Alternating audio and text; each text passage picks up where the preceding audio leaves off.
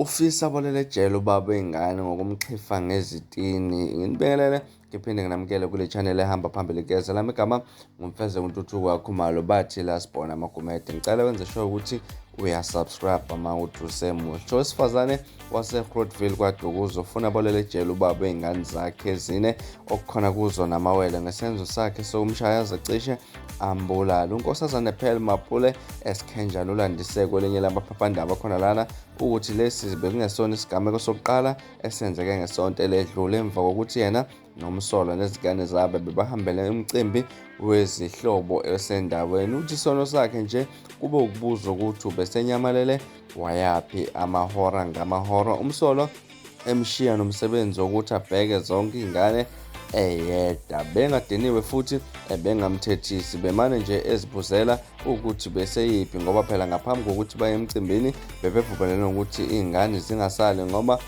bazolekelelana ekuthenini laphana bayigade ingane. Unkosazana Sikhenjane elandisa laphana uthe ngokubuza lokho nje kube sezithintele laphana uthe akazi ukuthi usithathe kwasona leso sitina amshaye ngaso, akazange nje ameke ngisho esewile. Uqhubeke wamhlasela ngaso eMxhifa ebusweni, kusho yena laphana unkosazane. Uthe uze waphunyula ngoba sekuqhamuka abantu abebezolekelela bebona ukuthi uma bengangeneleli lona wesilisa uzombulala. Uthe ugcine kwazi ukugoduka naye aye kuba umsolwa kodwa uqhubekile wafika nakhona wazoqhubeka lapha ebegcine khona. Uthe uwashayele ucinga amaphoyisa kodwa awazange afike. Usewakwazi ukuyovula icala ngolwesine ngoba amehlo esevuleka bengakwazi ngisho ukubona, kusho laphana unkosazana Sikhenjane. Uthe ayimphathanga kahle impela indlela amaphoyisa asithi ngasengayo lolu daba lakho. Uthe okwenzekile kumkhombisa ukuthi amanamsebenzi kangakanani nezigameko zokuhlonyazwa kwabantu besifazane. Usale laphana nesithombe sokuthi kusho ukuthi amaphoyisa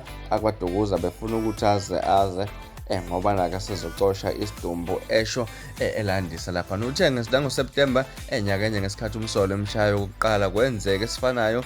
Uthe kwakungemuva kwalesigameko lapho ukubona kufanele ukuthi ahlukane nomsolwa ebesethandane naye iminyaka ewu-13 benezingane ezine okukhona kuzo futhi amawele. Ufuna aboshwe isikhathi eside anganikwa ngisho nebheli ukuze afunde isifundo sokuthi akudlalwa ngabantu besifazane abangenamandla okuyilela, kusho laphana unkosazane Sikhenjane. Bafethu ilona udaba lolo engininika lona namhlanje kwesenkezweni lasithinta khona ukuhlukunyezwa kwabantu besifazane ngalolu daba enginilandisa lona namhlanje. Ngicela uzisho ukuthi uyasubscribe, ungakhohlwa ukhomenta nokulike kanjalo futhi nokushare. Nibe nosuku lomnandi ingane zakwethu, nginithandana.